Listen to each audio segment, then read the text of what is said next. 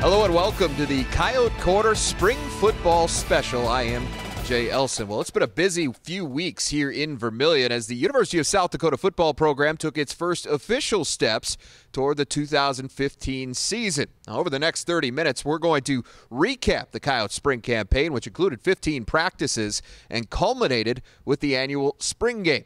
One of the main goals for USD this spring was to put last season behind them. After showing improvement in 2013, the Yotes fell well short of their own expectations last year, finishing 2-10 overall and 0-8 in the Missouri Valley Football Conference.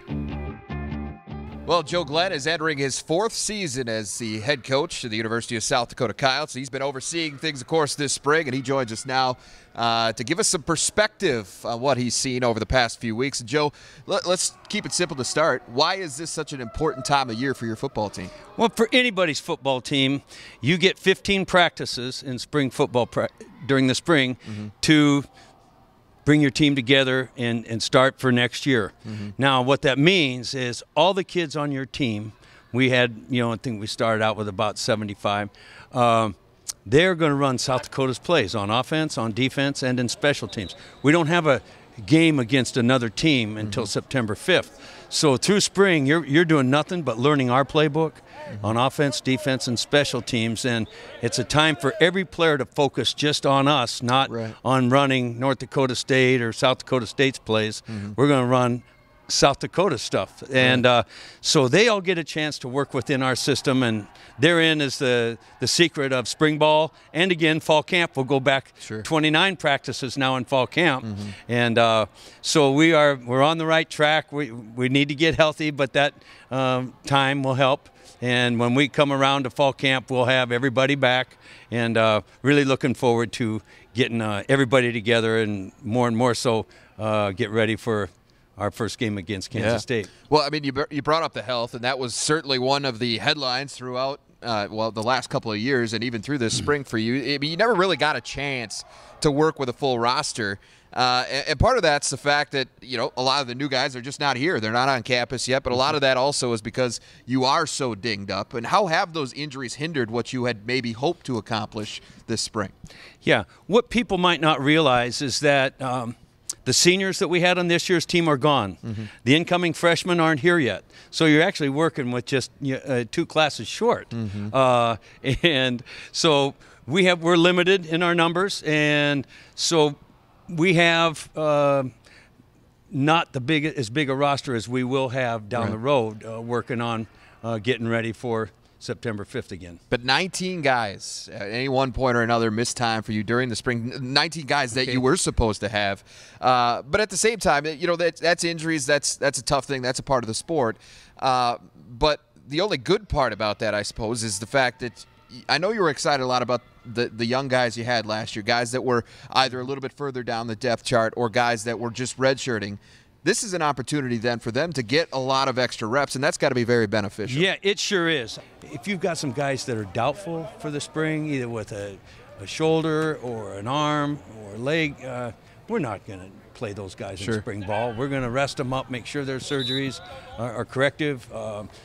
Bama's getting a bone fused, and he probably could have played, but Doc says, hey, we'd be better off just letting it fuse. Sam McLaren had his shoulder worked on. He was ready to go, and he was tearing apart the locker room today trying to talk to us but we held him out of all of spring. I can tell you about 6 or 8 stories like that right now of guys that are ready to play, but we're just for the better part of smartness, we're going to wait until fall camp. Well, all things considered, and quickly, injuries and all that put into the equation, are you happy with what you got done? Oh, absolutely. I mean, everything that we wanted to do got done. The installation went great. Things are falling together a little bit, and now we bring back in our vets that are fighting through their surgeries and getting ready. I think we'll have something to really take off with in the fall. All right, well, Joe, congrats on a great spring, and we certainly look forward to how things unfold starting this fall. Hey, thanks, Jay, and thanks for you guys doing the spring football special. I hope everybody likes it. All right, well, I appreciate it, Joe. Well, spring football is the perfect time to see change in motion, and when we come back, I'm going to give you a look at what's new with the Coyotes this year. Stay tuned. This Coyote Corner Spring Football Special on Midco Sports Network is presented by BillionAuto.com.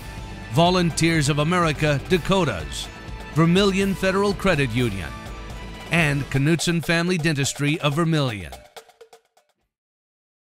And welcome back to the Coyote Quarter Spring Football Special. Well, one thing we've learned over the past few weeks is that USD is going to have some different looks, both on the field and on the sidelines in 2015. Here now is a look at some of those changes.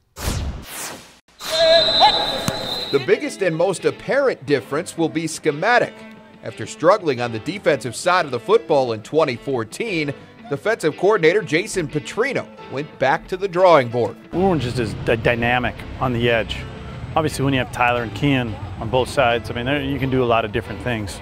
Last year, we really struggled in certain areas, and we just felt based off of our best, 11 to 15 defensive players, we're trying to find the scheme that works best for them.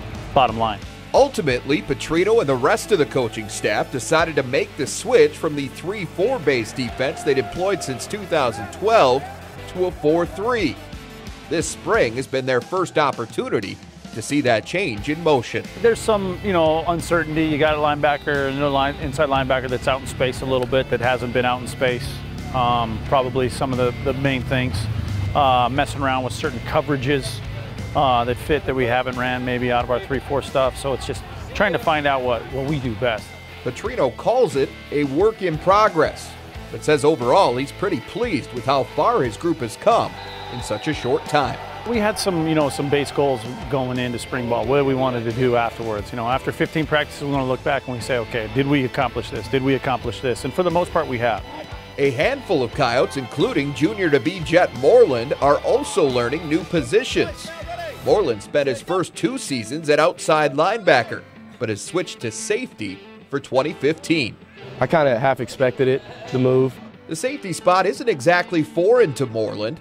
The Wichita, Kansas native was a standout at the position in high school, so the transition has gone about as well as anyone could have expected. It's been a good spring ball.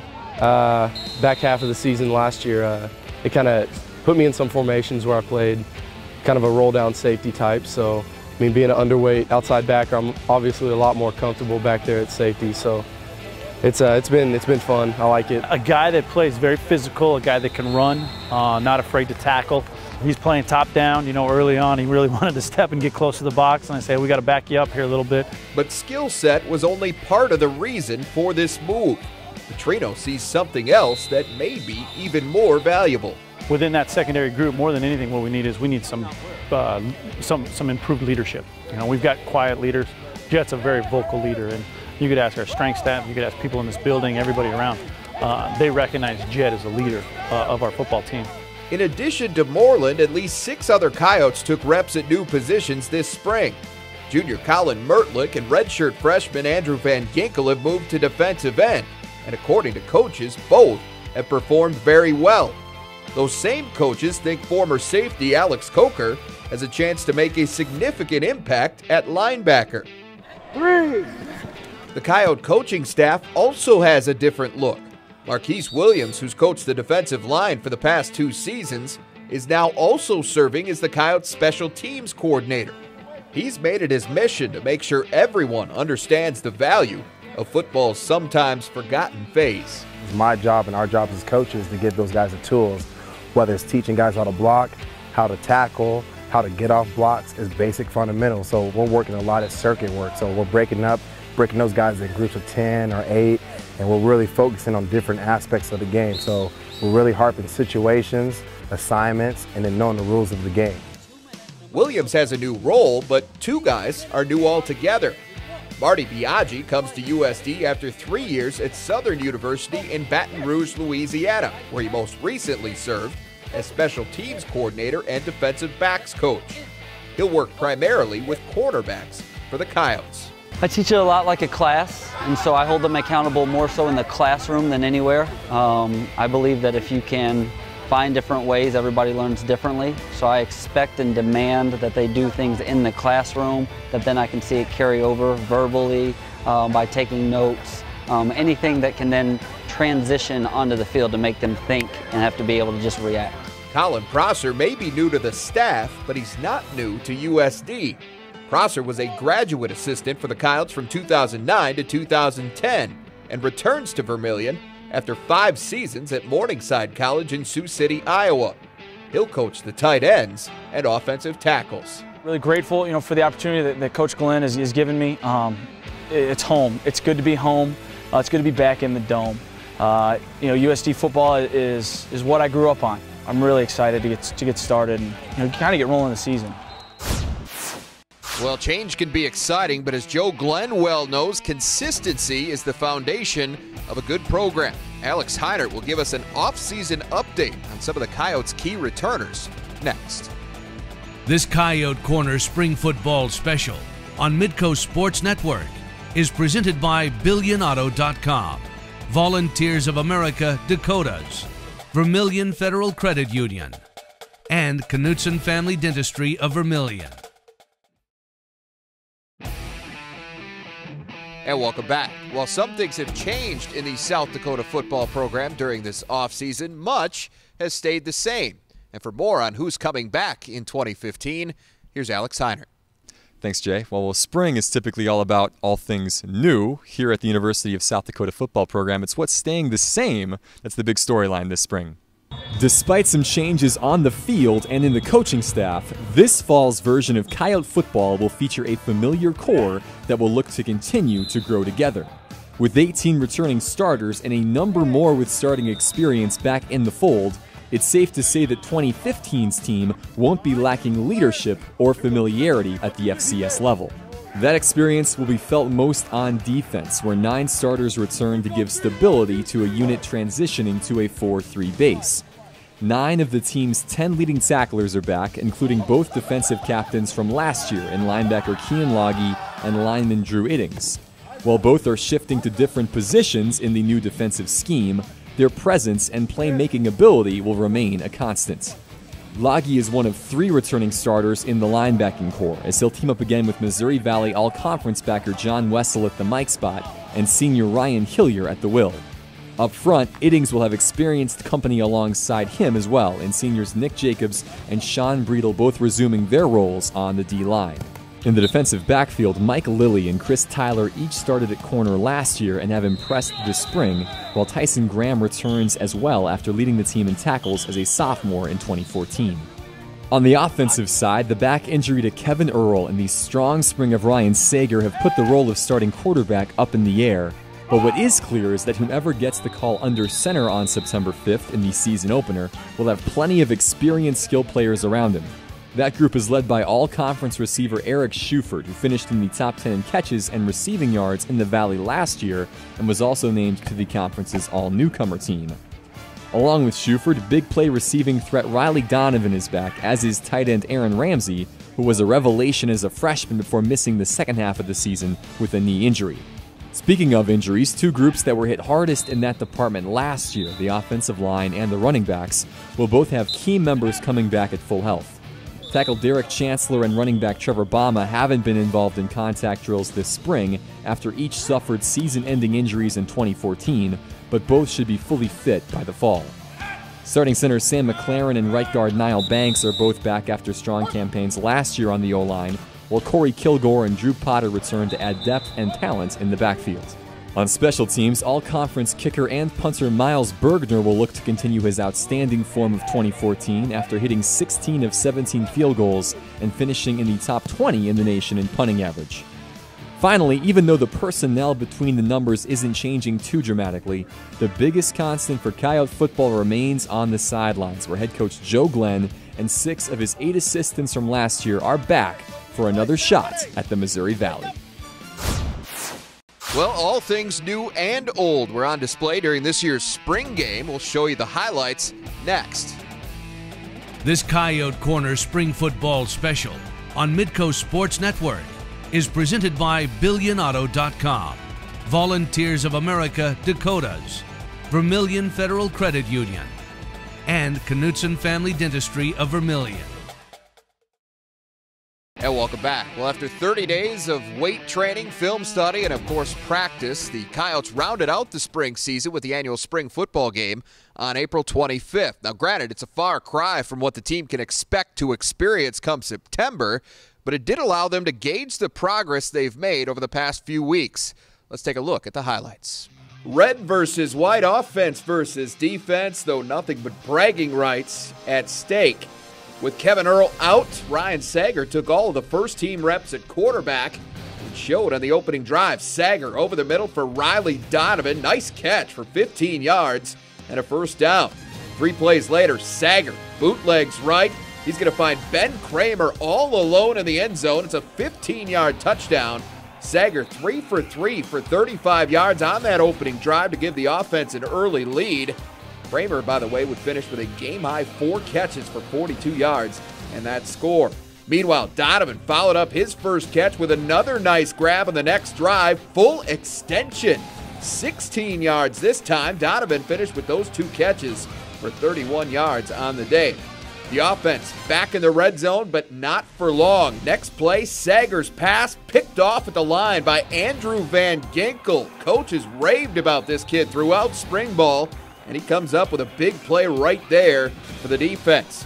Brian Woodward getting his chance at quarterback on the ensuing possession. He makes a great throw here. Nice catch by Luke Warden as well. That went for 17 yards, and it set up this. Miles Bergner from 47 yards out. No doubt about it. Miles would finish 2 for 3 on the day. He also hit from 23. The rest of the day, though, pretty much belonged to the defense. We heard what Jason Petrino had to say earlier about Jet Moreland's move to safety. Well, here he is. Makes a great play to pick off Sager in the end zone. The coaches have also liked what they've seen out of Sioux Falls native Adam Jewell this spring, and he, too, found his way into the box score just before the half. Isaac Armistead breaks up the pass, and Jewell finds himself in the right spot at the right time. He gets the INT in the end zone.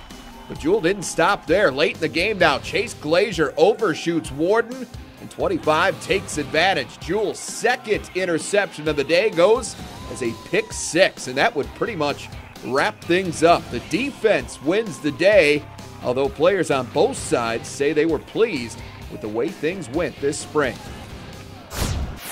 I don't know if it showed today. I think we did some good stuff today, but as a spring, yeah, we're happy, we're satisfied, and just got to keep working. You know, that's the bottom line. We're not where we need to be yet, but we took some strides this spring, I thought. I was really glad to see our defense come back and play with some fire at the end, and take what we learned as far as the spring ball into the fall camp and take that momentum into fall camp.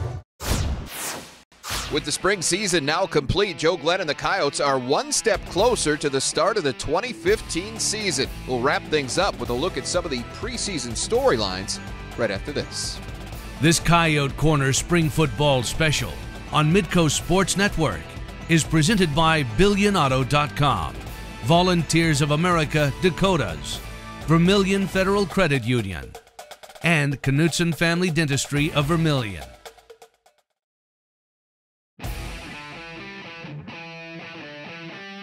And welcome back to the Coyote Corner Spring Football Special. I am Jay Elson, and as we said, the spring football season now wrapped up here at the University of South Dakota. The Coyotes completing things with that annual spring game on Saturday, April 25th.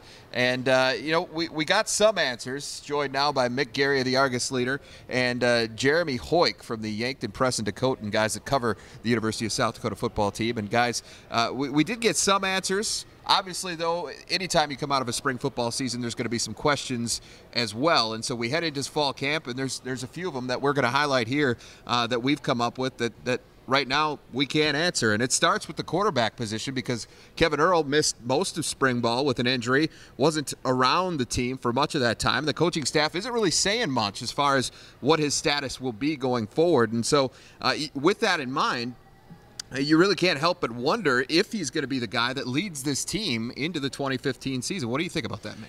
I think we saw the starting quarterback today. I think it's going to be Ryan Sager, and perhaps things in fall ball can switch around a little bit, but he's been the #1 all spring, and they've been very positive about the things that they've seen out of him this spring. He didn't play spring ball last year, which I kind of forgot about, and then he was, you know, he got fall ball, and then he was in second half against Oregon.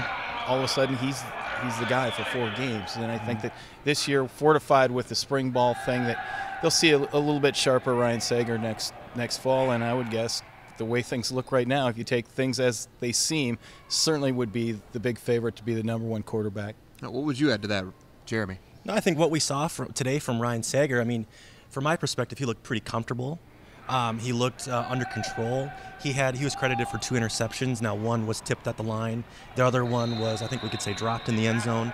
And he had a lot of those over the middle intermediate routes. I think he looked pretty comfortable. I mean, I know it's set up for him to look comfortable, but I would agree with Mick. I think that's probably the guy we're going to be looking at Kansas State. You know, one thing in my conversation with him afterwards, too, just asking him how he was going to approach the next few months, because it's got to be a little uncertainty. Obviously, if we're having it, he's certainly got to be feeling it. How are you going to approach? I asked him, and he said, you know, whether you're the backup or you're the starter, you always prepare like you're going to be the starter. And I think that's probably the mindset he needs to have going into fall, because as of right now, that's what he knows, and that's what he can control. So that's certainly one big question. Staying on the offensive side of the ball, I think we need to talk a little bit about the running back spot. Now, USD has clearly had some talent at this position for the last couple of years. Their trouble has been keeping those guys on the field. So the question is, are those guys, is there enough depth at the running back spot?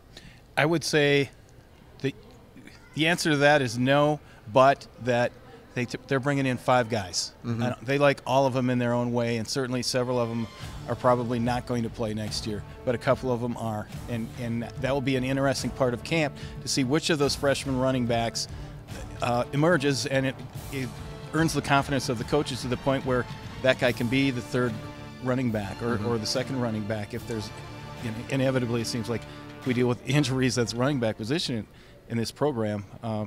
But that's definitely going to be an interesting part of it. I don't think there's any fear that the guys who are not playing today are going to be a problem next fall with the injuries they have now. I don't think so. It isn't a huge deal, but it certainly screws up a spring practice when you're handing it off the ball to linebackers and wide receivers. And that's the situation that they were in, and I mean that's just how dire it's been all spring. And it's not just the running back spot; that's been all over the field.